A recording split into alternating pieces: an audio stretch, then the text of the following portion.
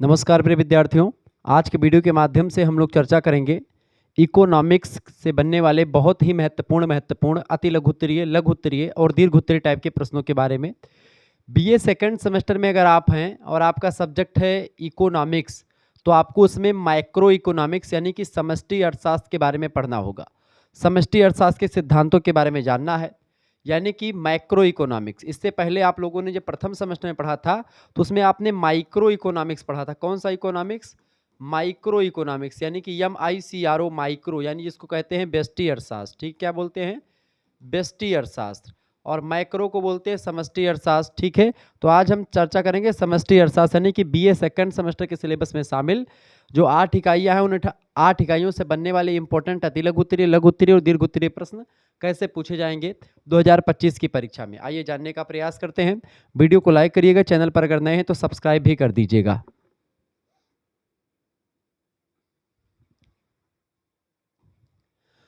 पहला क्वेश्चन आपके स्क्रीन पर आ चुका है। त्वरक सिद्धांत किन मान्यताओं पर आधारित है? त्वरक सिद्धांत, त्वरक सिद्धांत किन मान्यताओं पर आधारित है भैया? देखिए, त्वरक सिद्धांत निम्नलिखित मान्यताओं पर आधारित है। कौन कौन सा? पहला मान्यता है उत्पादन में वृद्धि से शुद्ध निवेश में शीघ्र ही वृद्धि हो जाती। किससे? अगर हम उत्पादन में वृद्धि करते हैं तो क्या होगा? उत्पादन में वृद्धि के साथ निवेश में शीघ्र ही वृद्धि हो जाती है, पहली बात। दूसरी बात, प्लांटों में कोई अतिरिक्त क्षमता नहीं पाई जाती है। क्लियर? ये बात भी ध्यान रखेंगे। तो इन मान्यताओं पर आधारित है इसमें। तीसरा, यह स्थिर पूंजी उत्पादन अनुपात मानता है। कौन? जो त्वरक सिद्धांत है ये मानता है कि स्थिर पूंजी उत्पादन, ठीक है। और यह भी मान्यता है कि पूंजी और साख, साख माने रुपया पैसा, पूंजी और साख की पूर्ति लोचदार होती है, मतलब कि ऊपर नीचे होती रहती है। संसाधन आसानी से उपलब्ध हो जाते हैं त्वरक सिद्धांत में। इच्छित पूंजी स्टॉक और वास्तविक पूंजी स्टॉक में कोई अंतर यहाँ पर नहीं देखने को मिलता है। ये होता है त्वरक सिद्धांत की कुछ मान्यताएं। आप इसको ऐसे याद कर लीजिएगा। उत्पादन में वृद्धि से क्या होता है? शुद्ध निवेश में शीघ्र ही वृद्धि हो जाती है, पहला मान्यता। दूसरी मान्यता, प्लांटों में कोई अतिरिक्त क्षमता नहीं पाई जाती। तीसरी मान्यता, यह स्थिर पूंजी उत्पादन अनुपात मानता है। चौथी मान्यता यह है कि पूंजी और साख की पूर्ति लोचदार होती है। पांचवी मान्यता, संसाधन आसानी से उपलब्ध हो जाते हैं। छठवीं मान्यता, इच्छित पूंजी स्टॉक और वास्तविक पूंजी स्टॉक में कोई अंतर नहीं पाया जाता है। इस तरीके से ये आपकी कुछ मान्यताएं हैं। त्वरक सिद्धांत की परीक्षा में पूछा जाता है, ऐसे लिख दीजिएगा, आपको नंबर मिल जाएगा। दूसरा क्वेश्चन आप देखेंगे, ये सब लघुत्तरीय में क्वेश्चन आते हैं। त्वरक के निवेश सिद्धांत की संक्षिप्त व्याख्या कीजिए, संक्षेप में व्याख्या कीजिए। हेडिंग डालेंगे त्वरक के निवेश सिद्धांत की व्याख्या। देखिए, त्वरक के निवेश सिद्धांत की व्याख्या निम्न बिंदुओं के आधार पर कर सकते हैं हम। पहला पॉइंट, त्वरक नियम उत्पादन और निवेश। उत्पादन माने जो हम प्रोडक्ट बनाते हैं, निवेश माने जितना पैसा हम उसमें खर्च करते हैं। किसी भी प्रोडक्ट को बनाने के पीछे किया गया खर्च ही निवेश कहलाता है। तो उत्पादन और निवेश में संबंध को व्यक्त करता है कौन? जो त्वरक निवेश का सिद्धांत है, ये कितना उत्पादन किया जा रहा है और कितना उसमें खर्चा लग रहा है। यानी कि 100 रुपये में अगर हम 4 पतंग बना पा रहे हैं, पतंग छोड़ दो, 100 रुपये में या 10 रुपये में हम 4 पतंग बना पा रहे हैं, इसका मतलब ये कि 100 रुपये में कितनी पतंग? 4 पतंग। तो 100 का और 4 पतंग के बीच का क्या संबंध है? इसी संबंध को व्यक्त करने का काम त्वरक का जो निवेश सिद्धांत है वह बताता है। दूसरा पॉइंट, निवेश में जो परिवर्तन उत्पादन में परिवर्तन के कारण, निवेश में जो परिवर्तन होता है वो उत्पादन में परिवर्तन के कारण होता है और वह उत्पादन में परिवर्तन से अधिक होता है। यानी उत्पादन में परिवर्तन से अधिक निवेश में परिवर्तन होता है, यह बात भी ध्यान रखेंगे। तीसरी बात यह है कि अर्थव्यवस्था के पूर्ण क्षमता पर कार्य करने की मान्यता के आधार पर सापेक्ष मतलब कि सापेक्षतया या सापेक्षतया उत्पादन में थोड़ी सी वृद्धि हो जाने पर निवेश में सापेक्षतया बहुत अधिक वृद्धि हो जाती है। यानी कि थोड़ी सी वृद्धि अगर हम उत्पादन में करते हैं तो निवेश में वृद्धि जो है ज़्यादा हो जाती है। अगर उत्पादन थोड़ा सा बढ़ाते हैं तो निवेश भी उसी अनुपात में बढ़ जाता है या उससे अधिक बढ़ जाता है। त्वरक निवेश के सिद्धांत की चौथी एक प्रकार से जो पहलू है उसके आधार पर व्याख्या करें तो त्वरक के कार्यकारण से निवेश और उत्पादन एक चक्रीय ढांचे में गति करते हैं। पहले दोनों में धीमी गति से वृद्धि होती है और फिर तीव्र गति से, और अंत में फिर से इसमें वृद्धि में कमी चालू हो जाती है और धीरे धीरे करके विकास होता रहता है। इस तरीके से त्वरक सिद्धांत का या निवेश के सिद्धांत की व्याख्या आप इन 4-5 पॉइंट्स के माध्यम से कर सकते हैं। एक बार फिर से इन पॉइंट्स को देख लीजिएगा, ऐसे ही क्वेश्चन से 1-2 बार वीडियो देखेंगे आपके समझ में आ जाएगा। आगे बढ़िएगा, अगला क्वेश्चन आ चुका है। प्रश्न अगला है, उधार देय कोषों की मांग के मुख्य स्रोत कौन से हैं? उधार देय कोषों की मांग के मुख्य स्रोत, हेडिंग डालेंगे, लिखेंगे उधार देय कोषों की मांग के मुख्य स्रोत निम्नलिखित 3 हैं। पहला है निवेश यानी इन्वेस्टमेंट, दूसरा है उपभोग यानी कि जिसको आप उपयोग करते हैं, और तीसरा होता है इकट्ठा करना जिसको आप संग्रह कहते हैं। ठीक है, तो 3 एक प्रकार से मुख्य स्रोत होते हैं उधार देय कोषों की मांग की। पहला है निवेश। देखिए व्यावसायिक फर्म माने होता है कंपनियां या फिर उद्योग वगैरह। व्यावसायिक फर्मों के द्वारा नए पूंजीगत पदार्थ बनाने या खरीदने के उद्देश्य से बड़ी मात्रा में उधार देय कोषों की मांग की जाती है। फर्में निवेश उद्देश्य से उधार देय कोषों की मांग उस सीमा तक करती हैं जहां पूंजीगत पदार्थों पर प्रतिफल का प्रतिशत या प्रत्याशित निबल दर ब्याज की प्रचलित दर के बराबर हो जाए। निवेश उद्देश्य से उधार देय कोषों की मांग ब्याज सापेक्ष होती है तथा इसका वक्र बाएं से दाएं नीचे की ओर गिरता है। ठीक है, वक्र क्या होता है इसका, जो निवेश का होता है ये वक्र बाएं से दाएं नीचे की ओर गिरता है। यह एक प्रकार से निवेश होता है, इन्वेस्टमेंट, जो उधार देय कोषों की मांग का पहला स्रोत है। दूसरा स्रोत है उपभोग, कंजम्पशन। व्यक्तियों के द्वारा उपभोग ऋणों की मांग सामान्यतया टिकाऊ उपभोक्ता पदार्थों की खरीदारी हेतु की जाती है। उपभोग से उधार देय कोषों की मांग भी ब्याज सापेक्ष यानी इंटरेस्ट इलास्टिक होती है तथा इसका वक्र बाएं से दाएं नीचे की ओर झुकता है, इसमें भी उपभोग में भी। तीसरा है उधार देय कोषों का जो एक प्रकार से स्रोत है वो है आपका संग्रह, होल्डिंग। उधार देय कोषों की मांग उन व्यक्तियों के द्वारा भी की जाती है जो मुद्रा का संग्रह करना चाहते हैं, अर्थात अपनी बचतों को निष्क्रिय नकद शेषों यानी कि आइडियल कैश बैलेंस के रूप में अपने पास रखना चाहते हैं। संग्रह उद्देश्य से भी उधार देय कोषों की मांग सापेक्ष होती है तथा इसका वक्र दाएं से बाएं नीचे की ओर सरकता है या दिखता है, झुकता है। क्लियर, आगे देखेंगे। मुद्रा की पूर्ति पर संक्षिप्त टिप्पणी लिखिए। मुद्रा की पूर्ति, देखिए हेडिंग डालेंगे मुद्रा की पूर्ति। मुद्रा की पूर्ति का अर्थ होता है समय विशेष पर अर्थव्यवस्था में उपलब्ध मुद्रा की कुल मात्रा, यानी कागजी नोट प्लस धात्विक सिक्का यानी धातु के जो सिक्के हैं वो, कागज के जो नोट हैं वो, और बैंकों की जो मांग जमाए हैं वो, उन सभी को मिला लें तो मुद्रा की कुल मात्रा होती है। तो समय विशेष पर अर्थव्यवस्था में उपलब्ध मुद्रा की मात्रा जिसमें कागजी नोट, धात्विक सिक्के और बैंकों की मांग भी शामिल है। मुद्रा की पूर्ति, मुद्रा की पूर्ति में जो स्टॉक के रूप में होती है, जो रखी होती है, सरकार या केंद्रीय बैंक की नीति से चलती है रहती है। जैसे आरबीआई उसको, रिजर्व बैंक ऑफ इंडिया, इसको हैंडल करता है। सरकार या केंद्रीय बैंक के लिए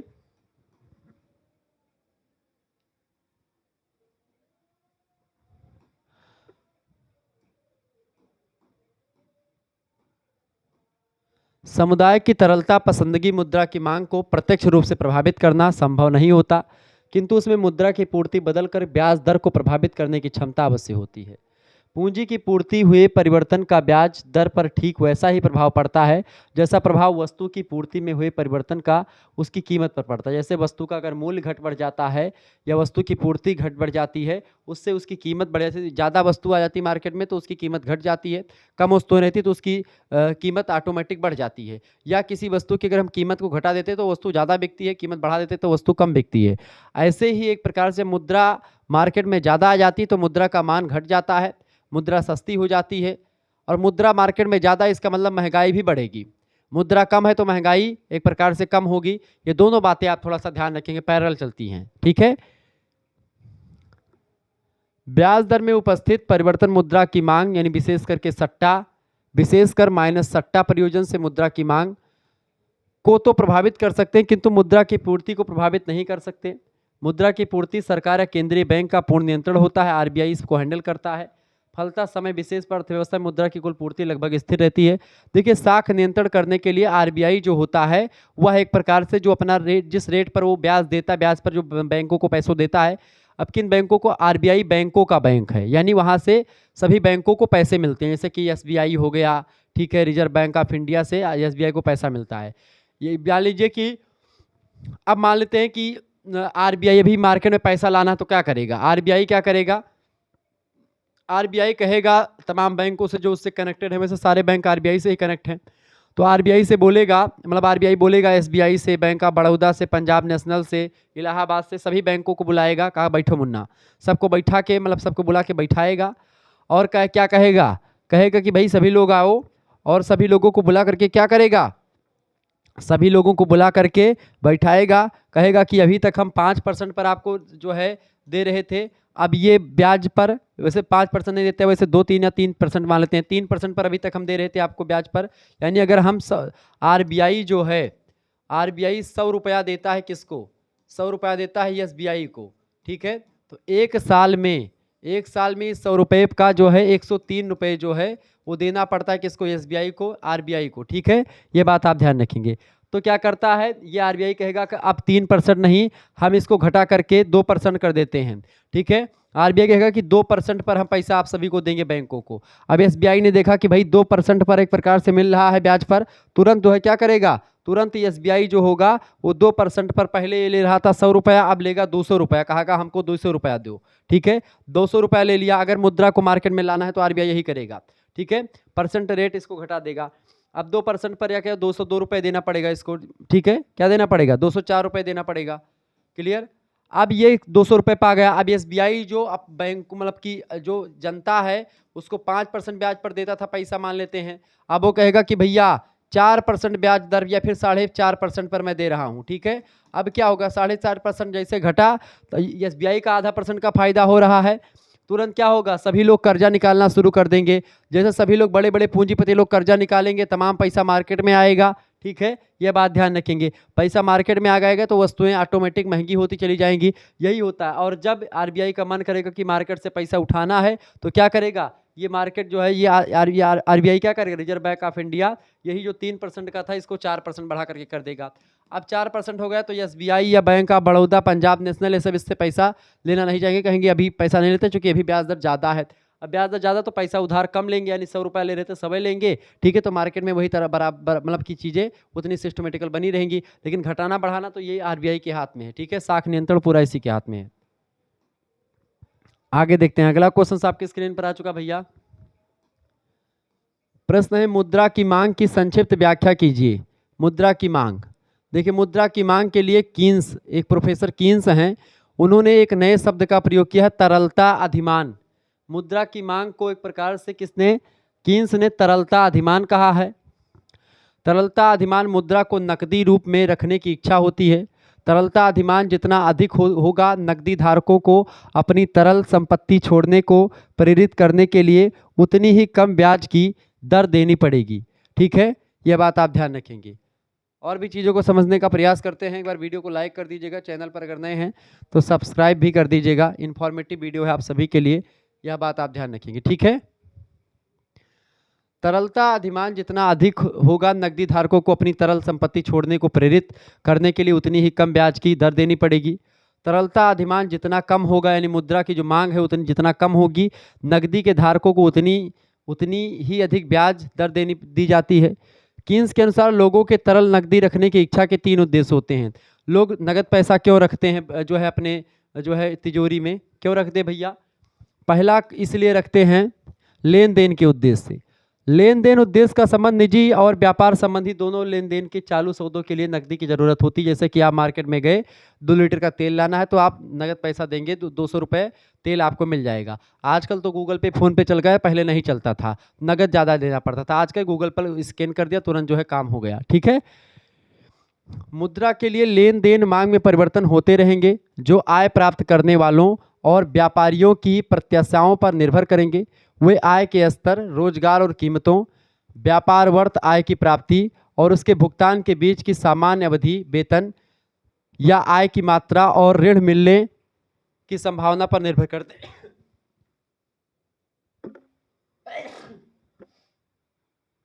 ठीक है, लेन देन के उद्देश्य से लोग नगद पैसा रखते हैं। दूसरा बात, सतर्कता उद्देश्य। सतर्कता उद्देश्य का संबंध है कठिन समय के उन आकस्मिक खर्चों और लाभप्रद कार्यों के अपूर्व दृष्टि अवसरों के लिए प्रबंध करने की इच्छा से होता है। अप्रत्याशित जरूरतों को पूरा करने के लिए व्यक्ति और व्यापारी कुछ नकदी रिजर्व में रखते हैं। मुद्रा के लिए सतर्कता, मांग के स्तर, व्यापार क्रिया, अप्रत्याशित लाभप्रद सौदों के अवसरों, नकदी की प्राप्यता और तरल संपत्ति को बैंक रिजर्व में रखने की लागत आदि पर निर्भर करती है। नगद इसलिए लोग पैसा ये इसलिए भी रखते हैं क्योंकि नगद पैसे से क्या होता है, नगद पैसे रखने से उनका एक प्रकार से कहीं पर कोई आकस्मिक घटना हो गई तो पैसा तुरंत है तो तुरंत दे दिया। कभी क्या हो कि गूगल पे ना चले, कभी नेट ना हो, या फिर जो है नेट ना चल रहा हो, या फिर बैंक का सर्वर डाउन हो, तो ऐसे में एक प्रकार से पैसा, अपना ही पैसा जल्दी निकल नहीं पाता है। ऐसे में लोगों को बड़ी परेशानी होती है। तो इस स्थिति से बचने के लिए लोग पैसा अपने पास रखना पसंद करते हैं कुछ लोग, ठीक है। तो कुछ पैसे रखने भी चाहिए, ज़्यादा नहीं लेकिन कुछ जरूर रख लें। तीसरी बात, सट्टा उद्देश्य। जिन व्यक्तियों और व्यापारियों के पास लेन देन और सतर्कता उद्देश्यों के लिए मुद्रा रखने के बाद नकदी बच जाती है, उसे वे बांडों में निवेश करके सट्टाप्रद लाभ प्राप्त करना चाहते हैं। बांड कीमतों और ब्याज की दर का एक दूसरे के साथ विपरीत संबंध होता है। कम बांड कीमतें ऊंची ब्याज दरों को और ऊंची बांड कीमतें कम ब्याज दरों को व्यक्त करती हैं। एक बांड पर निश्चित ब्याज प्राप्त होती है। कीन्स के अनुसार बांड कीमतों या चालू मार्केट ब्याज दर में परिवर्तन संबंधी प्रत्याशाएं मुद्रा की सट्टा मांग को निर्धारित करती हैं। मुद्रा की सट्टा मांग ब्याज दर का घटता हुआ फलन है। जितनी अधिक ब्याज दर होगी उतनी कम मुद्रा को सट्टा मांग होगी, ठीक है, उतनी कम मुद्रा की सट्टा मांग होगी, ये ध्यान रखेंगे। आगे देखते हैं, अगला क्वेश्चन आपके स्क्रीन पर आ चुका है, फटाफट से आप देखने का प्रयास करेंगे। देखिए, अगर आपको जो है हमारे क्रैश कोर्स से जुड़ना है, पीडीएफ वगैरह प्राप्त करनी है, या जो है क्रैश कोर्स में जैसे sociology, political science, Hindi, geography, सभी के पीडीएफ की व्यवस्था कर दी गई है, ठीक है। सभी के नोट्स अवेलेबल हैं। सभी की लाइव क्लास में जुड़ने के लिए 91 61 93 60 62 पर एसएमएस करें। अब की बार ऑब्जेक्टिव टाइप के जो प्रश्न आपके हो रहे हैं कई विश्वविद्यालय में, तो ऑब्जेक्टिव वालों के लिए, लिखित वालों के लिए दोनों प्रकार की व्यवस्था है। ऑब्जेक्टिव वालों के लिए अब की बार जो टिक मार्क का क्वेश्चंस होता है, यानी ऑब्जेक्टिव क्वेश्चंस के आंसर आपके पीडीएफ में साथ ही में उत्तर लिखे रहेंगे। ये फायदा होगा, चूंकि पहले नहीं होता था, तो आप लोगों ने बहुत बार कहा कि गुरुजी आंसर भी दिया करें साथ में, तो आंसर भी साथ में है। अपना नाम, अपनी यूनिवर्सिटी का नाम और अपने सब्जेक्ट के नेम फटाफट से लिख करके भेज दीजिएगा। इसके अलावा अपना सेमेस्टर लिख करके भेज दीजिएगा, ठीक है। आप किसी भी यूनिवर्सिटी की किसी भी कॉलेज में पढ़ रहे हैं, सभी के लिए इंपॉर्टेंट है। मात्र 100 रुपये फीस में आपके सभी सब्जेक्ट की तैयारी हो जाएगी। आपके पास एक स्कैनर भेज जाएगा, उसी स्कैनर पर आपको 100 रुपये फीस जो होगी वो जमा कर देनी होगी। उसके बाद में आपको व्हाट्सएप ग्रुप से जोड़ा जाएगा, वहाँ पर आपको लाइव क्लास की लिंक मिलेगी, ठीक है, वीडियो लेक्चर्स मिलेंगे। आप इसी नंबर पर एसएमएस करेंगे, ये मेरा पर्सनल नंबर है, ठीक, मतलब ये मेरा नंबर है, इसी पर एसएमएस करेंगे तो यहीं पर जान लीजिए, इस पर एसएमएस करें तो आप हमसे डायरेक्टली बात कर रहे हैं, ये बात आप ध्यान रखेंगे। एक बात और ध्यान रखिएगा कि यही नंबर मेरा है और ये मैं खुद बता रहा हूँ, ठीक है। इस पर एसएमएस करेंगे तो आपको एक प्रकार से मुझ तक पहुँचेंगे, तो इस पर कोई वो दिमाग मत लगाइए गुरुजी ये होगा, आपको नोट्स नहीं मिलेगा, बिल्कुल मिलेगा, चूंकि मैं खुद ही चला रहा हूँ, तो ऐसे में कोई दिक्कत का सामना नहीं करना पड़ेगा। बस केवल यही इस नंबर से इंस्ट्रक्शन जाएगा तो मानिएगा, बाकी कोई एक प्रकार से दूसरे नंबर से मैं नहीं चलाता हूँ, ठीक है। एक दूसरा मेरा नंबर है तो ग्रुप में जुड़ा रहेगा, तो 2 नंबर से उसमें एडमिन मैं हूँ, तो वही दोनों नंबर मेरे हैं। बाकी आपका यही नंबर, बेसिकली इसी नंबर से अगर कुछ इंस्ट्रक्शन जाता तो आप मानिएगा, ठीक है। ये पर्सनल मतलब कि इसी नंबर पर आपको, तो यहाँ पर आपको सब कुछ मिलेगा, वीडियो लाइव और तमाम प्रकार की चीज़ आपको मिलेंगी। पीडीएफ नोट्स मिलेंगे सभी सब्जेक्ट के, पीडीएफ नोट्स आपके प्रीवियस ईयर क्वेश्चन पेपर भी यहाँ पर आपके लिए व्यवस्थित किए जाएंगे। एमसीक्यूज टाइप के पीडीएफ नोट्स होंगे, ठीक है। अति लघुत्तरीय, लघुत्तरीय, दीर्घोत्तरीय टाइप के पीडीएफ नोट्स होंगे, और भी तमाम प्रकार की चीज़ें में आपको मिलेंगी सभी सब्जेक्ट के। यहाँ पर जो 3 आपके मेजर सब्जेक्ट हैं उनकी, एक माइनर सब्जेक्ट, एक को करिकुलर सब्जेक्ट, इन सभी की तैयारी आपकी मात्र और मात्र 100 रुपये फीस में हो जाएगी। 5 सब्जेक्ट की तैयारी, ठीक है। तो कितना एक प्रकार से सस्ती फीस है, सभी को जुड़ना चाहिए मेरे हिसाब से। सभी को पीडीएफ प्राप्त करके आसानी से पढ़ना चाहिए, और पीडीएफ ऐसे होते हैं जो कि जिन पर रिसर्च होती है, इंपॉर्टेंट प्रश्नों को छांटा जाता है, वो आपके समक्ष प्रस्तुत किए जाते हैं। तो घबराने की बिल्कुल आपको ज़रूरत नहीं है, आप फटाफट से हमारे साथ जुड़ जाएं, तुरंत एसएमएस करें इस नंबर पर, हमारे साथ जुड़ जाएं। सभी सब्जेक्ट सभी यूनिवर्सिटी के लिए करवाए जाएंगे, ये बात आप ध्यान रखेंगे। चले आगे देखेंगे, अगला क्वेश्चन आपके स्क्रीन पर आ चुका भाई, फटाफट से आप देखने का प्रयास करेंगे। अति लघुत्तरीय का क्वेश्चन आ चुका भाई। प्रश्न, उधार दे कोष सिद्धांत के प्रतिपादक कौन थे? तो प्रोफेसर बिक्सेल ने उधार दे कोष सिद्धांत का प्रतिपादन किया है, ध्यान रखेंगे। अगला क्वेश्चन, ब्याज एक मौद्रिक बात है, यह कथन किसका है? यह कथन क्लार्क का, प्रोफेसर क्लार्क ने कहा था कि ब्याज एक मौद्रिक बात है, ठीक है। ब्याज क्या है? एक मौद्रिक बचत है, बचत आप कर ले, मौद्रिक बचत है, ठीक है, बचत है। अगला क्वेश्चन, सट्टा उद्देश्य के लिए मुद्रा की मांग किस पर निर्भर करती है? तो सट्टा उद्देश्य के लिए मुद्रा की मांग ब्याज दर पर डिपेंड करती है। यह सब ऑब्जेक्टिव में भी क्वेश्चंस पूछे जाते हैं। कीन्स के अनुसार ब्याज दर मुख्यतः किस से प्रभावित होती है? तो प्रोफेसर कीन्स कहते हैं कि सट्टा उद्देश्य तथा मुद्रा की पूर्ति से प्रभावित होती है। क्या? ब्याज की दर। ब्याज की दर किससे प्रभावित होती है? सट्टा उद्देश्य से और मुद्रा की पूर्ति से प्रभावित होती है। अगला क्वेश्चन से एल एम वक्र कैसा होता है? एल एम वक्र बाईं से दाईं और ऊपर की ओर ढलान वाला होता है, जो एल एम वक्र होता है। अगला क्वेश्चन आप देखेंगे, आईएस वक्र बचत में कमी होने से किस ओर जाता है? तो आईएस वक्र बचत में अगर कमी होती है तो ये दाईं ओर सरक जाता है। ठीक है, ध्यान रखेंगे, आईएस वक्र जो होता है अगर उसमें कमी होती है बचत में तो वह दाईं ओर सरक जाता है, यह बात आप ध्यान रखेंगे। वहीं अगला क्वेश्चन आप देखेंगे, निवेश कम होने पर आईएस वक्र किस ओर सरकता है? अगर निवेश कम हुआ तो किस ओर सरकेगा? तब एक प्रकार से आईएस वक्र बाईं ओर सरक जाएगा, लेकिन अगर बचत कम होगी तो दाईं ओर सरकेगा। ठीक है, याद रख लीजिएगा दोनों प्रश्नों को। मुद्रास्फीति को परिभाषित कीजिए। मिल्टन फ्रीडमैन नाम के एक विद्वान है, अर्थशास्त्री हैं, ये कहते हैं कि कीमतों में सुस्थित एवं अविरत रूप से होने वाली वृद्धि को मुद्रास्फीति कहते हैं। जब कीमतों में क्या हो? सुस्थित और अविरत रूप से जो वृद्धि होती है, अगर कीमत बढ़ती है, कीमत किसी भी वस्तु की कीमत बढ़ेगी, ठीक है, तो एक प्रकार जान लीजिए कि यानी महंगाई बढ़ना ही मुद्रास्फीति होता है। मुद्रास्फीति में क्या होता है? मुद्रास्फीति में मुद्रा का रेट जो है वो घट जाता है, यानी मुद्रा मार्केट में ज़्यादा हो जाती है, महंगाई बढ़ जाती है। और एक होता है मुद्रा अवस्फीति या मुद्रा अपस्फीति। इसमें क्या होता है? मुद्रा मार्केट में कम होती है तो मार्केट में जो एक प्रकार से चीज़ें होती हैं उनका रेट गिर जाता है। ठीक है, यह बात आप ध्यान रखेंगे। दोनों चीज़ें ठीक है। मुद्रा का मान बढ़ना जो होता है, मुद्रा का मान बढ़ना मुद्रा अवस्फीति है, मुद्रा का मान घटना मुद्रास्फीति कहलाता है। मुद्रास्फीति मुद्रा का मान एक प्रकार से घट जाता है क्योंकि मुद्रा बहुत ज़्यादा हो जाती है। ठीक है, अगला क्वेश्चन, जेम्स टॉबिन ने अपने संशोधित फिलिप्स वक्र की सहायता से किसकी व्याख्या की है? तो जेम्स टॉबिन ने अपने संशोधित फिलिप्स वक्र की सहायता से बहुक्षेत्रक स्फीति बेरोजगारी की व्याख्या की है, जिसे इससे पूर्व आर्थीबाल्ड ने प्रस्तुत किया था। ठीक है, यह बात आप ध्यान रखेंगे। आगे देखेंगे, अगला क्वेश्चन आपकी स्क्रीन पर आ चुका है। बढ़िया क्वेश्चन है, परीक्षा में कई बार ये सब क्वेश्चन आए हुए हैं। लघु उत्तरी दीर्घ उत्तरी में ऐसे क्वेश्चन आ सकते हैं। प्रश्न है, समष्टि अर्थशास्त्र का विषय क्षेत्र क्या है? समष्टि माने माइक्रो इकोनॉमिक्स का जो स्कोप है, स्कोप ऑफ माइक्रो इकोनॉमिक्स। ठीक है, समष्टि अर्थशास्त्र के विषय क्षेत्र में निम्नलिखित सिद्धांत सम्मिलित किए जाते हैं। पहला सिद्धांत है आय व रोजगार का सिद्धांत। दूसरा सिद्धांत है सामान्य कीमत स्तर तथा कीमत स्फीति का सिद्धांत। तीसरा सिद्धांत है आर्थिक विकास का सिद्धांत। चौथा सिद्धांत है वितरण के समष्टिपरक सिद्धांत। यह चार सिद्धांत जो हैं बेसिकली समष्टि अर्थशास्त्र के विषय क्षेत्र में यह 4 पॉइंट शामिल होते हैं। और भी चीज़ें शामिल हैं, लेकिन ये मुख्य 4 पॉइंट्स हैं जो कि शामिल हैं। आय और रोजगार का सिद्धांत। किसी देश का आय व रोजगार का सिद्धांत प्रभावपूर्ण मांग के द्वारा निर्धारित होता है। ठीक है, आय और रोजगार का सिद्धांत किस पर डिपेंड करता है? प्रभावपूर्ण मांग के द्वारा डिसाइड होता है। प्रभावपूर्ण मांग बराबर होता है कुल उपभोग मांग प्लस कुल विनियोग मांग। ठीक है, प्रभावपूर्ण मांग में उच्चावचनों के कारण ही विकसित देशों में व्यापार चक्र जन्म लेते हैं। दूसरा होता है सामान्य कीमत स्तर तथा कीमत स्फीति का सिद्धांत। समष्टि अर्थशास्त्र कीमतों के सामान्य स्तर के निर्धारण का भी अध्ययन करता है और यह स्पष्ट करता है कि स्फीति किन कारणों से उत्पन्न होती है। तीसरी बात, आर्थिक विकास का सिद्धांत। समष्टि अर्थशास्त्र की एक विशेष और महत्वपूर्ण शाखा जिसका हाल ही में विकास हुआ है, आर्थिक विकास का सिद्धांत है। इसे विकास का अर्थशास्त्र भी कहा जाता है। यह भी हाल ही में डेवलप हुआ है। ये भी यानी आर्थिक विकास के बारे में, सामान्य कीमत स्तर और कीमत स्फीति के बारे में, आय और रोजगार के बारे में हम समष्टि अर्थशास्त्र के अंतर्गत पढ़ते हैं, जानते हैं, समझते हैं। ये इसके विषय क्षेत्र में शामिल है। इसके अलावा वितरण का समष्टिपरक सिद्धांत, तो वितरण का सिद्धांत भी हम इसमें पढ़ते हैं। वितरण के समष्टिपरक आर्थिक सिद्धांत समष्टि अर्थशास्त्र की महत्वपूर्ण सामग्री है, विषय सामग्री है।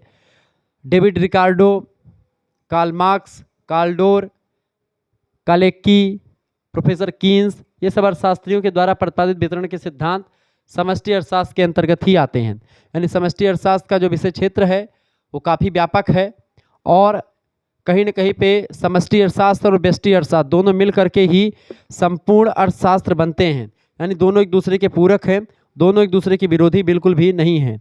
ठीक है, यह बात आप ध्यान रखेंगे। क्लियर? वीडियो को लाइक कर दीजिएगा, चैनल पर अगर नए हैं तो सब्सक्राइब कर दीजिएगा और सभी दोस्तों से वीडियो को शेयर भी कर दीजिएगा। ठीक है, आप सभी का बहुत बहुत अभिनंदन, बहुत बहुत स्वागत आपके अपने YouTube channel Shukla study point में।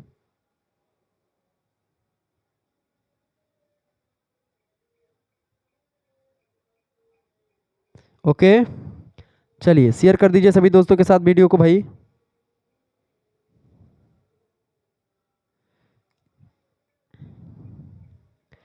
इकोनॉमिक्स बीए सेकंड सेमेस्टर की क्लास चल रही है, आप सभी लोगों को बता दूं, बहुत ही बारीकी के साथ चीज़ें पढ़ाई जा रही हैं।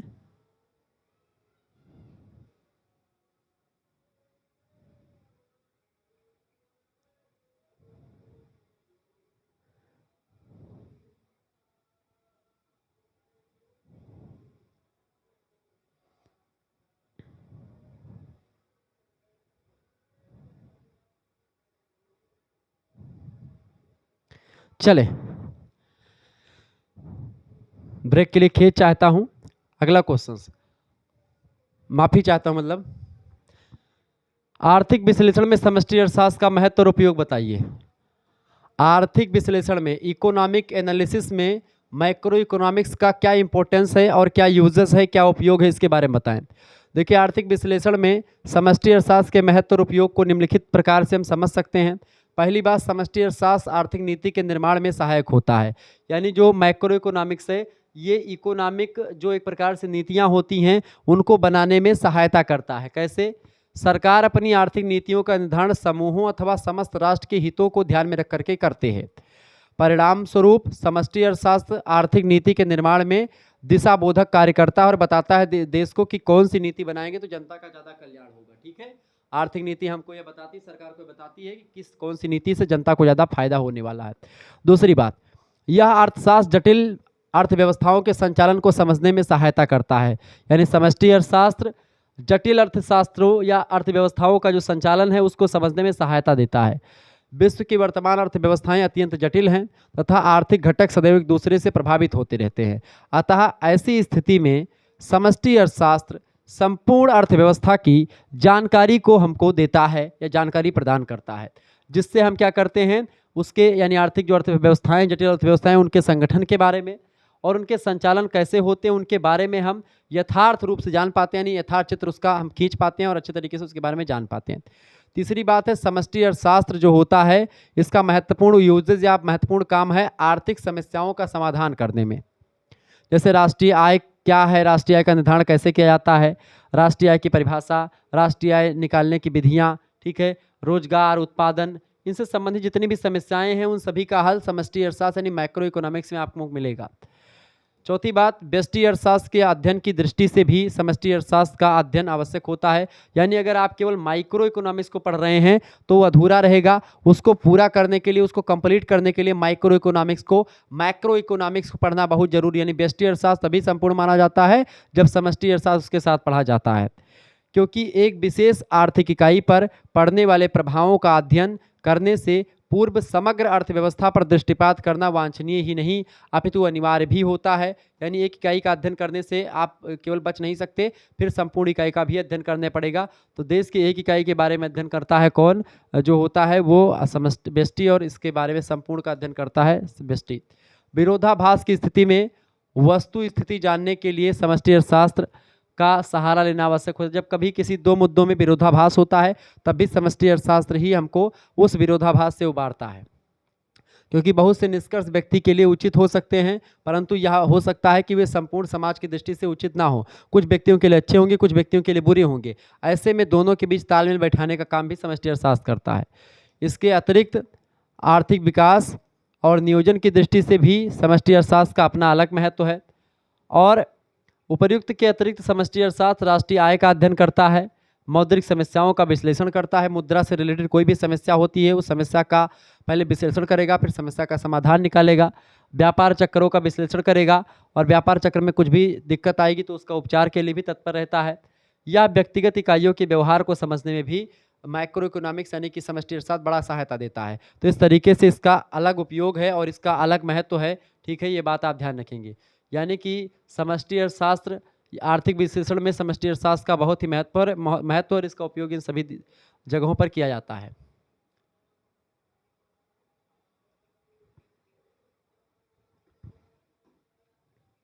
अगला क्वेश्चन आ चुका भैया, समष्टि अर्थशास्त्र की सीमाएं बताएं। देखिए समष्टि अर्थशास्त्र की सीमाएं, आर्थिक विश्लेषण में समष्टि अर्थशास्त्र का विशेष महत्व होते हुए भी यह स्वीकार करना होगा कि केवल इसी के द्वारा संपूर्ण आर्थिक गतिविधियों का अध्ययन करना संभव नहीं है।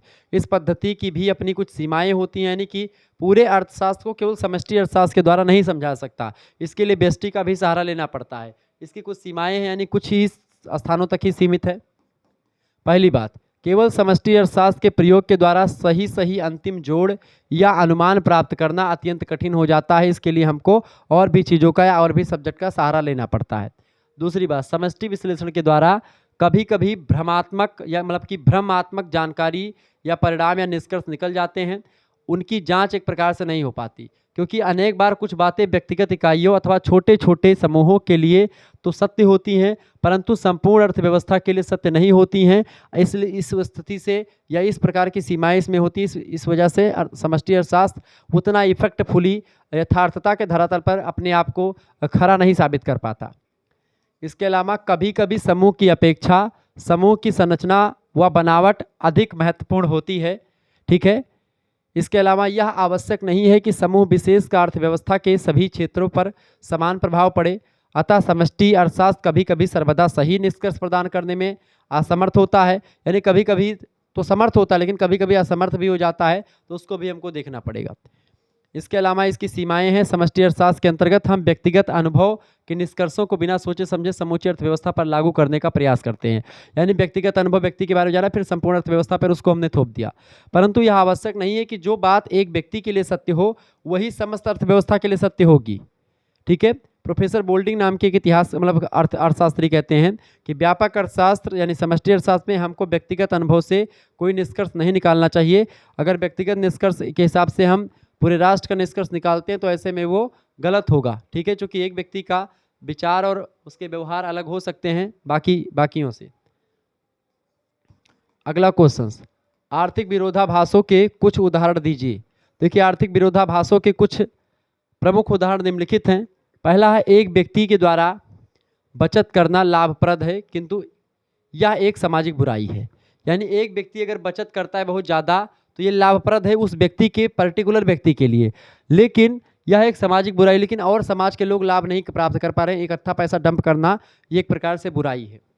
दूसरी बात, एक व्यक्ति के पास मुद्रा की मात्रा बढ़ना लाभप्रद है लेकिन चलन में मुद्रा की मात्रा का बढ़ना हानिकारक है। यानी चलन में अगर मुद्रा का मान बढ़ जाए तो वो हानिकारक है। किसी एक व्यक्ति के पास मुद्रा ज़्यादा होगी तो उससे उतना हानि नहीं पहुँचती है, लेकिन अगर मुद्रा का मान पूरे मार्केट में सबके पास मुद्रा है तो एक प्रकार से व्यवस्था भंग हो जाएगी। ठीक है, क्योंकि इससे मुद्रास्फीति की दर बढ़ जाएगी, मुद्रा खूब मार्केट में हो जाएगी, लोग एक प्रकार से बोरा बोरा भर के पैसे ले जाएंगे रस और ब्रेड खरीदने के लिए। तीसरी बात, एक जमाकर्ता के द्वारा बैंक से रुपया निकालना ठीक है, यानी कि कोई जिसका आपका पैसा बैंक में जमा है तो आप उससे पैसा निकालते हैं, ठीक बात है, लेकिन सभी जमाकर्ताओं के द्वारा एक साथ बैंक से रुपया निकालने पर बैंक फेल हो जाएंगे, तो ये भी एक प्रकार से चीज़ें समझनी पड़ेंगी। प्रोफेसर पीगू के अनुसार एक उद्योग में मजदूरी कम देने से रोजगार बढ़ाया जा सकता है। यानी कि एक क्षेत्र में आप मजदूरी कम देंगे तो रोजगार जरूर बढ़ सकता है। यानी कि 10 लोगों को अगर रोजगार आपने दे रहे थे और 200 रुपये दिन का दे रहे थे, आप उनको आप 150 रुपये दे और 15 लोगों को रख ले तो 5 लोग ज़्यादा एक्स्ट्रा बढ़ सकते हैं मजदूरी कम देने से। ठीक है, किंतु मजदूरी में समान कटौती बेरोजगारी को जन्म दे सकती है, क्योंकि बहुत सारे लोग काम करना छोड़ देंगे, बहुत सारे लोग उसमें जाएंगे ही नहीं, तो तमाम चीज़ें होंगी। समष्टि विश्लेषण में समूहों का मापन भी अत्यंत कठिन होता है, क्योंकि समूहों में अनेक प्रकार की मदें होती हैं जिन्हें कभी कभी एक सामूहिक आधार पर लाना संभव नहीं होता है। तो समष्टि विश्लेषण में एक प्रकार से ये चीज़ें समस्याएं सामने आती हैं। इसके अलावा कभी कभी समूह की अपेक्षा समूह की संरचना व बनावट जो होती है वो ज़्यादा महत्वपूर्ण होती है, तो ये भी फैक्टर होता है। इसके अलावा यह आवश्यक नहीं है कि समूह विशेष का अर्थव्यवस्था के सभी क्षेत्रों पर समान प्रभाव पड़ता हो। अतः समष्टि अर्थशास्त्र कभी कभी सर्वदा सही निष्कर्ष प्रदान करने में पूर्णतः असमर्थ होता है। यानी कभी कभी तो एकदम से सही अर्थ निकालता है, लेकिन ये जरूरी नहीं कि हमेशा ये सही अर्थ निकालेगा। तो ये आर्थिक विरोधाभासों के उदाहरण है, ये बात ध्यान रखेंगे। ये सब आर्थिक विरोधाभास के उदाहरण है, आप इनको नोट डाउन कर लीजिएगा, क्योंकि परीक्षा में यही सब क्वेश्चन आपकी परीक्षा में आएंगे। अगला क्वेश्चन आपके स्क्रीन पर आ चुका भैया, सूक्ष्म अर्थशास्त्र और व्यापक अर्थशास्त्र में अंतर बताइए अथवा व्यष्टि तथा समष्टि विश्लेषण में अंतर स्पष्ट कीजिए। देखिए व्यष्टि माने होता है आपका माइक्रो, समष्टि माने माइक्रो। इकोनॉमिक्स में कई अंतर हैं। पहला अंतर देखो, देखिए व्यष्टि अर्थशास्त्र यानी जो छोटी छोटी छोटी अथवा व्यक्तिगत इकाइयों का अध्ययन करता है। व्यष्टि अर्थशास्त्र यानी जैसे कि किसी व्यक्ति का अध्ययन करना हुआ, किसी परिवार का अध्ययन करना हुआ, एक परिवार, एक व्यक्ति, एक कंपनी, एक उद्योग का अध्ययन करता है, वो व्यष्टि अर्थशास्त्र कहा जाता है। जबकि समष्टि अर्थशास्त्र जो होता है बेटा, ये इकाइयों के योग का अर्थात राष्ट्रीय योगों का, जैसे कि कुल राष्ट्रीय आय का अध्ययन करता है, कुल उपभोग कितना हुआ पूरे देश का, कुल विनियोग कितना हुआ, राष्ट्रीय आय कितनी, इन सभी का अध्ययन करता है कौन, जो समष्टि अर्थशास्त्र होता है वो। यानी व्यष्टि अर्थशास्त्र किसी एक मुद्दे का, किसी एक व्यक्ति का, किसी एक कंपनी का, किसी एक जो है देश का अध्ययन कर सकती है, किसी एक व्यक्ति का, किसी एक फर्म का, परिवार का अध्ययन कर सकती है, लेकिन ये पूरे देश का, पूरे समूह का अध्ययन करती है कौन, समष्टि अर्थशास्त्र। दूसरी बात, समष्टि अर्थशास्त्र संपूर्ण अर्थव्यवस्था का अध्ययन करता है, जबकि व्यष्टि अर्थशास्त्र अर्थव्यवस्था के एक एक अंग का अध्ययन करता है, छोटी छोटी इकाइयों को, इसीलिए इसको माइक्रो कहा जाता है। तीसरा अंतर, समष्टि अर्थशास्त्र योग करने की क्रिया है, यानी जोड़ने की क्रिया है, जबकि व्यष्टि अर्थशास्त्र योग को छोटे छोटे टुकड़ों में बांट करके उसको समझने की प्रक्रिया है। चौथी बात, व्यष्टि अर्थशास्त्र का मुख्य विषय कीमत सिद्धांत का विश्लेषण करना है, जबकि समष्टि अर्थशास्त्र जो होता है राष्ट्रीय आय व रोजगार पर केंद्रित होता है। क्लियर, ये बात आप ध्यान रखेंगे। तो क्या है, व्यष्टि अर्थशास्त्र का मुख्य विषय क्या है, कीमत सिद्धांत का विश्लेषण करता है व्यष्टि अर्थशास्त्र, यानी कीमत सिद्धांत, कीमत किसी वस्तु की कीमत कितना होगा, घटेगा बढ़ेगा तो उसका क्या प्रभाव पड़ेगा ये बताता है। जबकि समष्टि अर्थशास्त्र जो है राष्ट्रीय आय की गणना करता है, रोजगार कितना है किसके पास, बेरोजगारी क्या है, इन सभी के बारे में अध्ययन करता है। तो समष्टि और व्यष्टि में ये अंतर हो गया। वैसे समष्टि और व्यष्टि अर्थशास्त्र में अंतर बहुत सारा है भी, लेकिन अंतर के साथ साथ एक दूसरे पर निर्भर भी ये हैं। समष्टि अर्थशास्त्र और व्यष्टि अर्थशास्त्र एक दूसरे पर निर्भर है। व्यष्टि तथा समष्टि अर्थशास्त्र में पारस्परिक निर्भरता पाई जाती है। इस पारस्परिक निर्भरता को समझाइए, प्रश्न पूछा गया है, इस पारस्परिक निर्भरता को समझाइए। देखिए व्यष्टि तथा समष्टि अर्थशास्त्र में पारस्परिक जो निर्भरता है इसको समझें। व्यष्टि तथा समष्टि अर्थशास्त्र एक दूसरे से सर्वथा पृथक ना होकर के परस्पर संबंधित हैं, और दोनों की विधियां एक दूसरे की प्रतियोगी ना होकर के एक दूसरे की पूरक हैं, एक दूसरे की सहयोगी हैं। साथ ही साथ अर्थव्यवस्था के विधिवत अध्ययन के लिए दोनों का ज्ञान परम आवश्यक है। समष्टि अर्थशास्त्र अगर पढ़ रहे हैं, आप सोच रहे हैं कि पूरा अर्थशास्त्र हमने खत्म कर दिया तो गलत हैं आप सोच रहे हैं कि केवल हमने व्यष्टि पढ़ लिया तो पूरा अर्थशास्त्र खत्म हो गया, तो भी गलत है। दोनों को पढ़ना पड़ेगा, यानी एक दूसरे के समष्टि अर्थशास्त्र के सिद्धांत और व्यष्टि दोनों को मिलाएंगे तब जाकर के पूरा अर्थशास्त्र या कंप्लीट इकोनॉमिक्स बनेगा। क्लियर, तो दोनों का अपना अपना अलग अलग महत्व है, इनको कई पॉइंट समझते हैं। पहला बिंदु, व्यष्टि अर्थशास्त्र समष्टि अर्थशास्त्र पर निर्भर है क्योंकि, और दूसरा जो पॉइंट हम समझेंगे वो हम समष्टि अर्थशास्त्र व्यष्टि अर्थशास्त्र पर डिपेंड है, उसके भी हम कई फैक्टर्स देखेंगे। पहले हम आपको ये बताते हैं बेटा कि व्यष्टि अर्थशास्त्र किस तरीके से समष्टि अर्थशास्त्र पर निर्भर करता है, यानी छोटा अर्थशास्त्र जो है, यानी जो है आपका माइक्रो इकोनॉमिक्स किस तरीके से मैक्रो इकोनॉमिक्स पर डिपेंड करता है। देखिए समष्टि परक आर्थिक परिवर्तन व्यष्टि परक आर्थिक चरों के मूल्य में परिवर्तन कर देता है। यानी समष्टि परक अगर आर्थिक परिवर्तन कोई भी होगा, यानी कोई समष्टि अर्थशास्त्र में परिवर्तन होगा तो व्यष्टि अर्थशास्त्र में भी वो परिवर्तन हो जाएगा ऑटोमेटिक, चूंकि उसके छोटी छोटी इकाइयों में परिवर्तन होगा। ठीक है, रोजगार बढ़ेगा या राष्ट्रीय आय बढ़ती तो भी प्रति व्यक्ति आय भी बढ़ेगी। ठीक है, ये बात आप ध्यान रखेंगे, तो डिपेंड है इस तरीके से। दूसरी बात, अर्थव्यवस्था में आय, उत्पादन, रोजगार की कुल मात्रा व्यक्तिगत फर्मों तथा उद्योगों की व्यक्तिगत आय, उत्पादन व रोजगार को प्रभावित करती है। इस वजह से जब हम आय, उत्पादन और रोजगार में एक प्रकार से कोई घटोतरी बढ़ोतरी होती है तो इससे व्यक्तिगत लोगों पर भी प्रभाव पड़ता है। इसके अलावा सामान्य मूल्य स्तर किसी एक वस्तु के मूल्य निर्धारण को भी प्रभावित करता है। यानी अगर मूल्य स्तर बाजार में सभी का एक प्रकार से मूल्य स्तर घट गया है, बढ़ गया, तो उससे प्रति जो तमाम बाजार की तमाम प्रोडक्ट हैं, तमाम जो है वस्तुएं हैं, उसका भी मूल्य घट बढ़ सकता है। यानी कि अगर हम बड़े स्तर पर कोई परिवर्तन करते हैं तो उससे छोटी छोटी चीज़ों पर भी प्रभाव पड़ सकता है। इस तरीके से समष्टि अर्थशास्त्र पर डिपेंड करता है व्यष्टि अर्थशास्त्र, यानी समष्टि अर्थशास्त्र में कुछ परिवर्तन होगा तो व्यष्टि पर भी उसका प्रभाव पड़ेगा, व्यष्टि में परिवर्तन स्वाभाविक सी बात है हो जाता है। अब अभी तक हमने समझा कि किस तरीके से व्यष्टि अर्थशास्त्र समष्टि अर्थशास्त्र पर डिपेंड है। अब हम कुछ ऐसे पॉइंट्स को आपको दिखाने का प्रयास करेंगे जिससे यह सिद्ध होगा कि समष्टि अर्थशास्त्र जो है व्यष्टि अर्थशास्त्र पर निर्भर करता है। फिर उसके बाद में निष्कर्ष पर हम अध्ययन करेंगे। ठीक है,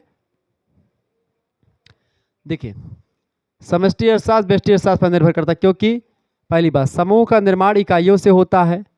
दूसरी बात अर्थशास्त्र की सामान्य प्रकृति का ज्ञान प्राप्त करने के लिए उन सिद्धांतों का ज्ञान होना आवश्यक है जो कि व्यक्तियों, परिवारों व फर्मों के व्यवहार पर प्रभाव डालते हैं। यानी हम एक एक सीढ़ी से चढ़ करके तब महल तक पहुंचेंगे, डायरेक्ट आप छत पे कूद के नहीं चढ़ जाओगे, ठीक है। तो पहली सीढ़ी यानी कि हमको सबसे पहले व्यक्तियों, परिवारों, फर्मों के बारे में, उनके व्यवहार, उनके प्रभाव को जानना होगा।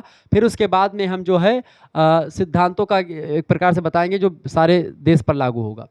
तीसरी बात कुल आय में वृद्धि का मांग पर प्रभाव ज्ञात करने के लिए पृथक पृथक यानी अलग अलग वस्तुओं की मांग परिवर्तन पर विचार करना होगा कि किस वस्तु पर मांग का परिवर्तन अलग अलग हुआ है, तो उससे हिसाब से हम आय में वृद्धि का एक प्रकार से देख पाएंगे किस तरीके से मांग पर प्रभाव पड़ता है अगर आय में बढ़ोतरी होती तो। इसीलिए कहा जाता है कि व्यष्टि तथा समष्टि अर्थशास्त्र एक दूसरे के पूरक हैं, एक ही सिक्के के दो पहलू हैं, एक दूसरे के प्रतियोगी बिल्कुल भी नहीं हैं। यही कारण है कि लगभग सभी अर्थशास्त्री एक मत होकर के दोनों को सर्वदा पूरक मानते हैं, एक दूसरे के कॉम्प्लीमेंट हैं। प्रोफेसर सैमुअल्सन कहते हैं कि वास्तव में व्यष्टि तथा समष्टि अर्थशास्त्र में कोई विरोध नहीं है, दोनों असत्य मतलब दोनों अत्यंत आवश्यक हैं एक दूसरे के लिए। यदि आप एक को जानते हैं और दूसरे को नहीं जानते तो आप केवल अर्ध शिक्षित हैं, आप पूरा अर्थशास्त्र नहीं जानते। ये बात किसने कही? प्रोफेसर सैमुअल्सन नाम के अर्थशास्त्री ने कहा कि अगर आप केवल समष्टि को जानते हैं तो आप अर्थशास्त्र नहीं पढ़ते, और केवल व्यष्टि को आप पढ़ते तो भी आप नहीं जानते हैं, ठीक है। यानी दोनों दृष्टि से इन्होंने बता दिया। आगे देखते हैं।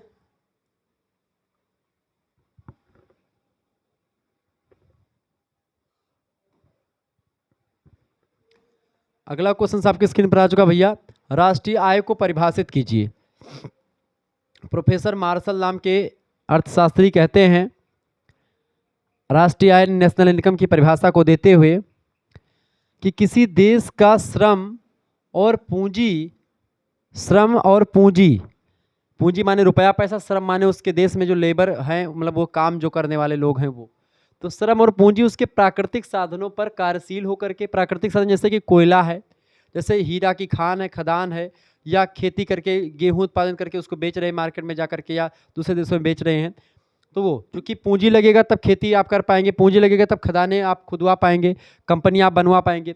तो श्रम और पूंजी उनके प्राकृतिक साधनों, किसी देश का श्रम और पूंजी उस देश के प्राकृतिक साधनों पर कार्यशील होकर के एक साल के अंदर भौतिक या अभौतिक, जिसको आप देख सकते हैं ऐसी वस्तुएं, जिसको आप नहीं देख सकते हैं वैसी वस्तुएं या सेवाएं का निश्चित वास्तविक उत्पादन करते हैं, जिसमें सब प्रकार की सेवाएं भी शामिल रहती हैं। तमाम प्रकार की सेवाएं भी एक प्रकार से एक साल के अंतर्गत जो हमारी श्रम और पूंजी के द्वारा बनाई गई वो सब भी इसमें इंक्लूड होती है।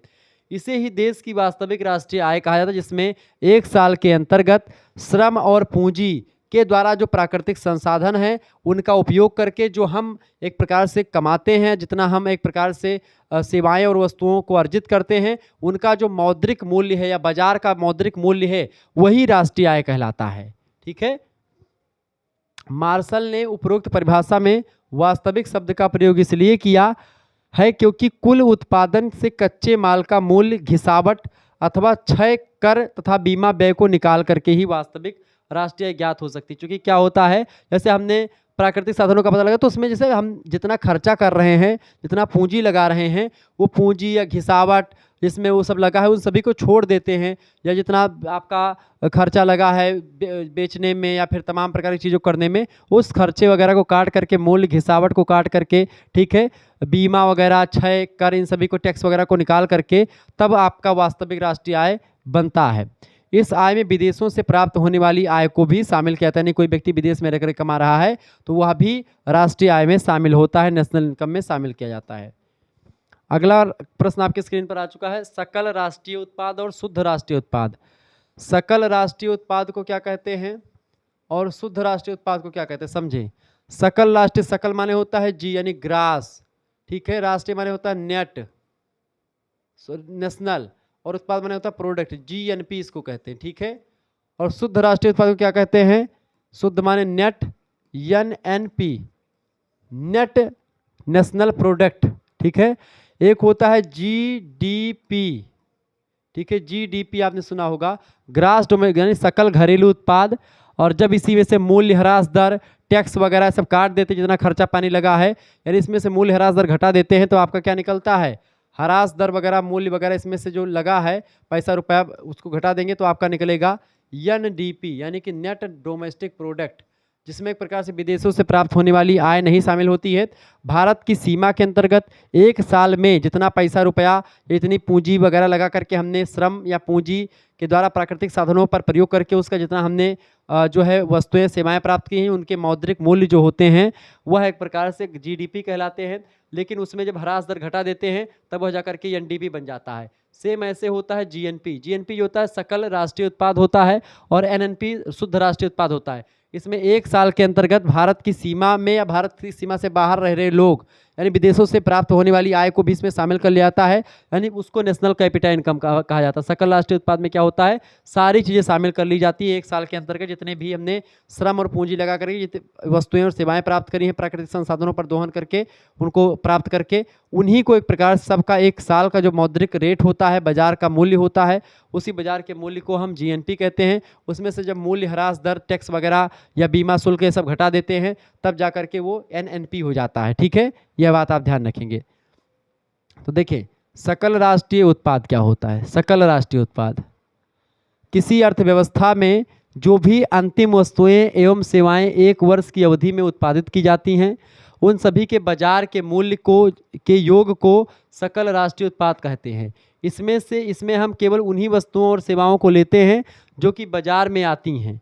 ठीक है, अब जब इसमें से हम एक प्रकार से जो मूल्य ह्रास दर सब घटा देते हैं, ठीक है, या पुरानेपन से होने वाले जो घाटा होता है उसको घटा देते हैं, तो वो चीज़ एक प्रकार से आपकी एनएनपी निकल आती है, यानी कि शुद्ध राष्ट्रीय उत्पाद। सकल राष्ट्रीय उत्पाद में से मूल्य ह्रास और पुरानेपन से होने वाला जो ह्रास होता है, जब उसको हम घटा देते हैं तब शेष जो बचता है उसको राष्ट्रीय उत्पाद कहते हैं। इसको नेट राष्ट्रीय उत्पाद यानी एनएनपी कहा जाता है। इसे बाजार मूल्यों पर राष्ट्रीय आय भी कहता है, यानी कि जब इसी राष्ट्रीय उत्पाद जो हमको प्राप्त हुआ, सेवाएं और वस्तुएं प्राप्त हुई हैं, जो मूल्य ह्रास और पुरानेपन से होने वाले जो एक प्रकार से ह्रास है उसको अगर हम घटा देते हैं, यानी पुरानेपन से जो उसमें कमी हुई है उन सभी को घटा दे तो राष्ट्रीय उत्पाद प्राप्त होता है। इसी राष्ट्रीय उत्पाद का जो बाजार का मूल्य होता है वही आपका राष्ट्रीय नेशनल इनकम कहलाता है। ठीक है, यह बात आप ध्यान, एक देश की वो इनकम होती है। और नेशनल इनकम से जब हम प्रति जनसंख्या को भाग देते हैं तब आपकी प्रति व्यक्ति आय निकल आती है, प्रति कैपिटा इनकम, यानी एक व्यक्ति कितना कमाता है। ठीक है, मान लेते किसी देश की एक प्रकार से जो है राष्ट्रीय उत्पाद कितना है। राष्ट्रीय उत्पाद मान लेते हैं कि 100 क्विंटल, एक प्रकार से 100 क्विंटल कोयला है। अब मान लेते हैं यही कोयला उदाहरण के रूप में 100 क्विंटल कोयला एक साल में प्राप्त हुआ। अब कोयला बनाने में और उसका घटा वटा जो होता मूल्य ह्रास, उसमें से मान लेते हैं 20 रुपये उसमें से लगा, तो 100 में से 20 घटाएंगे कितना निकलेगा आपका, तो ये 100 हो गया आपका सकल राष्ट्रीय उत्पाद हो गया। इसमें आपका कोयला बनाया और विदेशों से कुछ पैसा प्राप्त हुआ, मान लेते हैं विदेशों से प्राप्त हुआ भैया 100 रुपये विदेशों से प्राप्त हुआ, 100 रुपये हमने तैयार किया, 200 हुआ, तो ये 200 एक प्रकार से कितना हो जाएगा, ये 200 आपका हो जाएगा सकल राष्ट्रीय उत्पाद। इसमें से मान लेते हैं 20 रुपये हमारा घटा जो मूल्य ह्रास और पुरानेपन से 20 रुपया घटा, तो 20 40, यानी कि 200 रुपये में से हमने 40 लेस कर दिया, कितना बचा 160 रुपये बचा। या 160 रुपये क्या होगा बेटा, ये शुद्ध राष्ट्रीय उत्पाद होगा। 160 रुपये क्या होगा, शुद्ध राष्ट्रीय उत्पाद। इसी 160 क्विंटल कर ले, क्विंटल, ठीक है, 160 क्विंटल हो गया। अब इसके 160 क्विंटल का रेट मान लेते हैं, बाजार में 160 क्विंटल कोयला है, उसको अगर हम मार्केट में जाकर के बेचते हैं तो उसका एक प्रकार से 160 कोयले का कितना मिल जाएगा, मान लेते हैं जो है 160 क्विंटल, तो एक क्विंटल का 100 रुपये है, तो 160 क्विंटल का 1600, ठीक है, या 16,000 रुपये हो गए। ठीक है, अगर 100 रुपये एक क्विंटल का है तो 1600 का कितना हो जाएगा, 16,000 रुपये हो जाएगा। अब 16,000 रुपये एक साल की एक प्रकार से इनकम हो गई, इसी को राष्ट्रीय आय कहते हैं। ठीक है, क्या कहते हैं, इसको राष्ट्रीय आय कहा जाता है। अब राष्ट्रीय आय में से जनसंख्या को अगर भाग दे देंगे तो आपका एक व्यक्ति का इनकम निकल आएगा। कैसे, अब 16,000 में से आप मान लेते हैं कि किसी देश की जनसंख्या कितनी है, कितनी जनसंख्या मान लेते हैं 1,000 जनसंख्या किसी देश में रह रही है। ठीक है, अब 1,000 से भाग दे दो इसमें, तो 3 जीरो से 3 जीरो आपका कट जाएगा, यानी कि एक व्यक्ति जो है 16 रुपये एक साल में कमा रहा है, ये प्रति कैपिटा इनकम होती है। ठीक है, इसी को प्रति व्यक्ति आय कहा जाता है। आगे बढ़ते हैं, अगला क्वेश्चन आपकी स्क्रीन पर आ चुका है, वास्तविक आय को परिभाषित कीजिए। देखिए राष्ट्रीय आय की गणना चालू कीमतों पर होने की वजह से उसमें वास्तविक आय का बोध नहीं होता है, यदि किसी वर्ष को आधार वर्ष बना लें और उसकी कीमतों के आधार पर राष्ट्रीय आय की गणना की जाए तो वास्तविक आय ज्ञात की जा सकती है। यह संभव है कि किसी वर्ष में पिछले वर्ष की तुलना में उत्पादन कम हुआ हो, किंतु कीमतें बढ़ जाने की वजह से शुद्ध राष्ट्रीय उत्पाद का अनुमान अधिक हो, किंतु यह वास्तविक स्थिति नहीं है और ना ही इससे अर्थव्यवस्था का सही ज्ञान होता है। इस दोष को दूर करने के लिए वास्तविक आय की संकल्पना की गई है। वास्तविक आय यानी कि जो एक प्रकार से जो नेट इनकम है उसको जानने के लिए एक सामान्य वर्ष को आधार बनाना होता है और उसके कीमत स्तर को 100 मान लिया जाता है। फिर जिस वर्ष की वास्तविक आय ज्ञात करनी होती है उस वर्ष का कीमत स्तर ज्ञात किया जाता है तथा निम्न समीकरण के द्वारा वास्तविक आय ज्ञात की जाता है। इसका सूत्र क्या होता है वास्तविक आय निकालने का? वास्तविक आय बराबर क्या होता है? वास्तविक शुद्ध राष्ट्रीय उत्पाद बराबर होता है मौद्रिक शुद्ध राष्ट्रीय उत्पाद बटे वर्ष का कीमत निर्देशांक गुणे 100। इसको अगर हम एक प्रकार से हल कर लेंगे तो हमारा वो निकल आता है। क्लियर? ये बात आप ध्यान रखेंगे। आगे देखेंगे अगला क्वेश्चन, साधन लागत पर शुद्ध राष्ट्रीय उत्पाद को परिभाषित कीजिए। तो जो कीमतें बाजार में प्रचलित हैं उनमें प्रत्यक्ष करों का समावेश होता है। इसके साथ ही सरकार उद्योगों को आर्थिक सहायता भी देती है। यदि बाजार कीमत पर प्राप्त कुल राष्ट्रीय उत्पाद में से अप्रत्यक्ष कर यानी जो बिना दिखे हुए कर लगता है उसको घटा दिया जाता है, उसमें आर्थिक सहायता की राशि को जोड़ दिया जाता है, तो हम साधन लागत पर शुद्ध राष्ट्रीय उत्पादन ज्ञात कर सकते हैं। इसका सूत्र होता है GNP बराबर NGP MP माइनस अप्रत्यक्ष कर प्लस अनुदान। अनुदान वगैरह जो देते हैं लोग उसको जोड़ देते हैं। उपरोक्त सूत्र में कोष्ठक में जो YPC है यहाँ पर, इसका अर्थ होता है साधन लागत से और MP का अर्थ होता है बाजार कीमत से। ठीक है। आगणन में कठिनाई X दोहरी जो है गणना की समस्या, छोड़े इसको।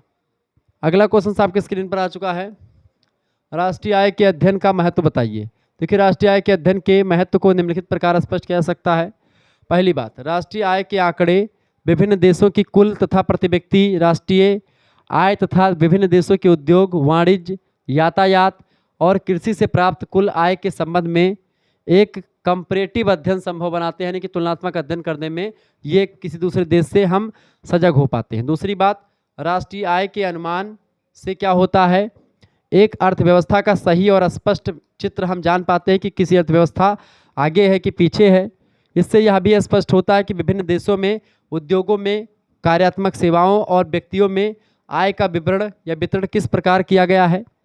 तीसरी बात, ये आंकड़े जो होते राष्ट्रीय आय के किसी देश की आर्थिक प्रगति के सूचक होते। राष्ट्रीय आय जैसे जैसे बढ़ता है यानी वो देश आगे बढ़ रहा है।